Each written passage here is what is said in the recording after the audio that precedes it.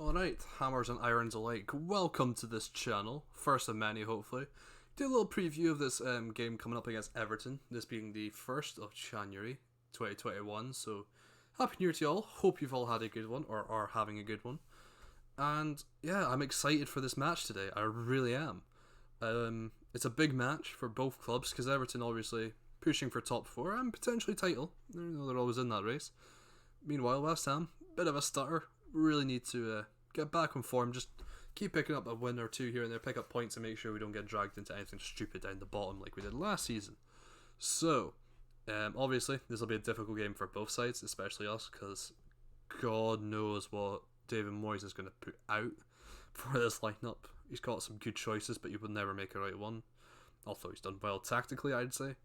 But I feel we can win this. I feel, personally, I am sitting here saying 1-1 probably, or 2-2. I feel it's going to be goals here or there, but I don't think it being a winner either side, or if someone does win, I think it'll only be by one goal. I don't expect it to be much, especially if it's West Ham. Good God. But I'm interested to see how this lines up. So I've got my little squad builder just over here, but I tried recording earlier and I messed it up, so you've now got the full team rather than just seeing bit by bit, and also took way too long. So I will just say quickly, before I continue, give a like, give a subscribe. We want to move this channel a bit further forward. I'll try and do every match up until the end of the season, at least for now anyway. Previews and possibly an after end match as well, to maybe just talk about one or two other things that pop up, whether it be manager, player, injury, illness, run of form, good or bad. Just a lot of other things. So give it a like, give a subscription so we can carry on and then make some better content as we go along. So, for this lineup, I will have to click here, and I will just have to remember buttons. So, I have gone with a fancy formation, which I'm going to show you in a second. It's going to do that, and then that, and then this. Right.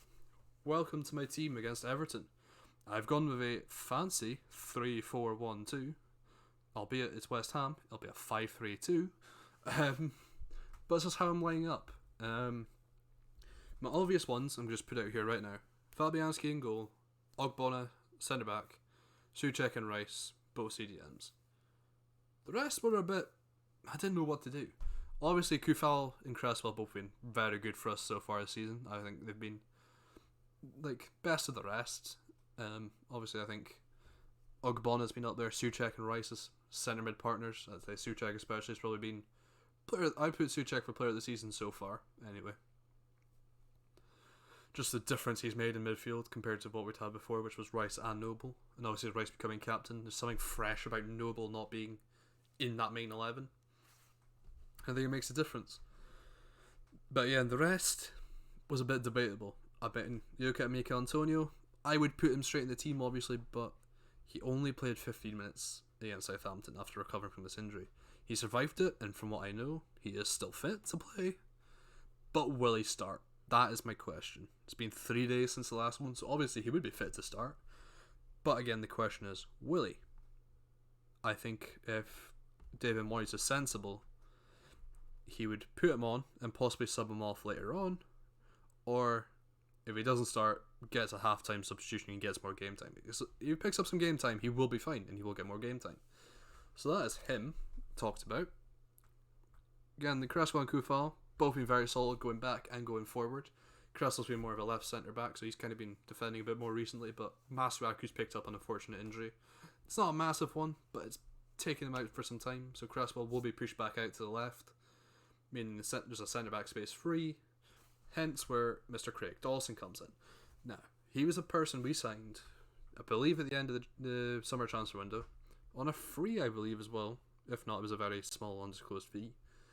But he was a very good player who put an effort in. His quality might only be a 6 out of 10 or a 7 out of 10 on a good day, but his effort might be 10 out of 10. If he puts a 10 out of 10 effort in, you know what you're going to get.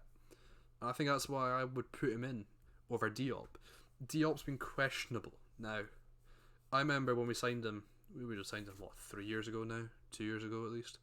And the first 6 months of having him, all of a sudden, Man U were wanting him for 50 million and clubs were wanting for 60 odd, and so everyone wanted him for big money. And ever since then, he's just dipped off completely. He's just gone off the radar. Obviously, he still plays at West Ham and he still gets game time. But somehow out of nowhere, Balbuena has been picked over him. And Balbuena out of nowhere has also come out and put in performances that are worth keeping him. And I don't know how that's happened at all. But it's exciting to look at. You know, the idea of, you know, having options and not relying on the exact same people. Obviously, you know, yeah, like I say, some people are straight in and obvious. But there are some players that are really making their mark and saying, I want in this team. And it's good. Because when you go to forwards and you really look at how we're attacking, I mean, look at my bench just now before I talk about Ben Rama and Yarmolenko, because that'll be controversial. I mean, Haller, okay, we don't talk about Haller, he's not been good for us. Fornals and Bowen have been our main attacking front up with Antonio, because it's mainly been a 4-3-3 era. Something stupid like this anyway. But I've not put them in for this game, just for the simple fact of I don't know what you really do anymore. I don't know where I sit with these players. Don't get me wrong, they're all amazing, and I love them all, but you've got so many formations to play, how are you going to play them all? Obviously, he's played with the Fornals and Bowen mainly up top, along with a striker, being Haller or Antonio, and, you know, it's been good. Bowen's been relatively decent. I would actually say Fornals has been unlucky, because I feel if a few of his goals went in, then his record would actually come out pretty reasonable for someone who's kind of been... He's been hovering, because I think he's not been terrible, but he's just not getting the goal contributions that he should be. And I think it's a shame for him as well, because I think if he gets those in, his confidence would go high, and he'd be a very good player.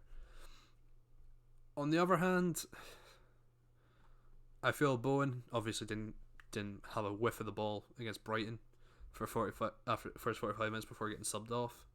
I don't know how he did against Southampton, probably a lot better, but I feel unless you're playing that literal system where he was playing with Fornals and Antonio up top and everyone behind him, I don't see him getting straight in for me personally right now.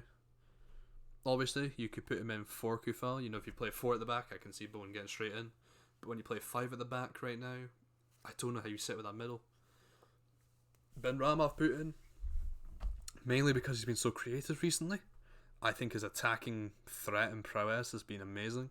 Obviously, he's not played a lot, and he's still very up in the air with fans. You know, he could easily become one of the best players in the world. He could obviously end up having this absolute stinker, absolute howler, and just not get a game time again. But for what he's done so far, I've been impressed. I just want to now start seeing him get more game time continuously and get those goal contributions. If I see those goal contributions coming flying in with him, it's all going to be good. It's going to be very good. And the last man I suppose to speak about is Yarmolenko. Why I've picked Yarmolenko for this game. Yarmolenko is a very interesting character to put in. He's not really had an absolute appearance at all until Brighton, where he got 45 minutes, I believe it was, because he came on for Bowen.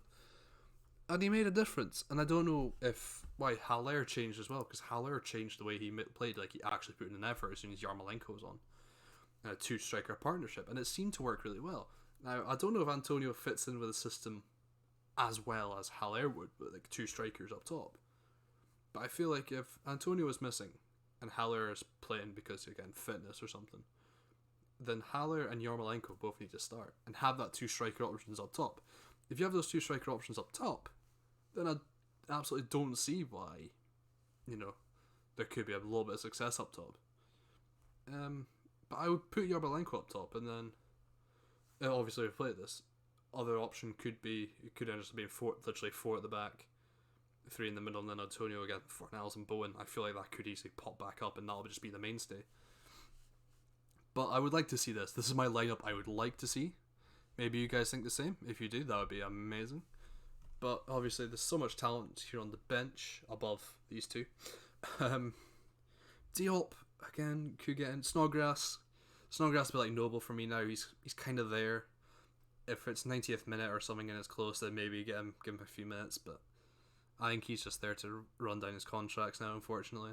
Lanzini could easily get a game. He's an amazing player, and again, when he played against Brighton, made a difference. So he could easily get some game time. Fornals could get some game time. Any of these could get some game time. And I feel like literally, this is how I would line up, and this is how I'd really like to go against the mighty Everton. This is a lineup that I feel would get me a 3-1 win. This is a 3-1 win side if he puts this out. Obviously, Benrahma could be switched for Hanzini, maybe even Bowen at a push.